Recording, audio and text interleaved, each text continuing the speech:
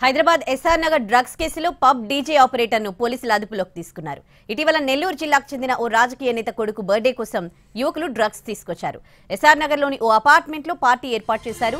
సమాచారం అందుకున్న పోలీసులు రైడ్స్ నిర్వహించి మొత్తం 40 మందిని అదుపులోకి తీసుకున్నారు. ఈ కేసుకు సంబంధించి ఇవాళ ఫిల్మ్ నగర్ లోని శాంచురీ పబ్ లో డీజే ఆపరేటర్ స్వదీప్ ని అరెస్ట్ చేశారు నార్కోటిక్ బ్యూరో సిబ్బంది.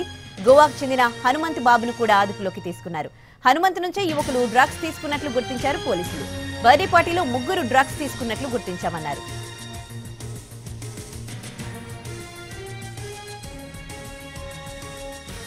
హైదరాబాద్ ఎస్ఆర్ నగర్ డ్రగ్స్ కేసులో పబ్ డీజే ఆపరేటర్ ను పోలీసులు అదుపులోకి తీసుకున్నారు. ఇవాళ నెల్లూరు జిల్లాకు చెందిన ఇటీవల ఓ రాజకీయ నేత కొడుకు బర్త్డే కోసం యువకులు డ్రగ్స్ తీసుకొచ్చారు. ఎస్ఆర్ నగర్ లోని ఓ అపార్ట్మెంట్ లో పార్టీ ఏర్పాటు చేశారు. అయితే దీనికి సంబంధించి సమాచారం అందుకున్న పోలీసులు రైడ్స్ నిర్వహించి మొత్తం 40 మందిని అదుపులోకి తీసుకున్నారు. ఈ కేసుకు సంబంధించి ఇవాళ ఫిల్మ్ నగర్ లోని శాంచురీ పబ్ లో డీజే ఆపరేటర్ స్వదీప్ ని అరెస్ట్ చేశారు నార్కోటిక్ బ్యూరో సిబ్బంది. గోవాకు చెందిన హనుమంత్ బాబును కూడా అదుపులోకి తీసుకున్నారు. హనుమంత్ నుంచి యువకులు డ్రగ్స్ తీసుకున్నట్లు పోలీసులు గుర్తించారు. బర్త్డే పార్టీలో 3 డ్రగ్స్ తీసుకున్నట్లు గుర్తించామన్నారు పోలీసులు.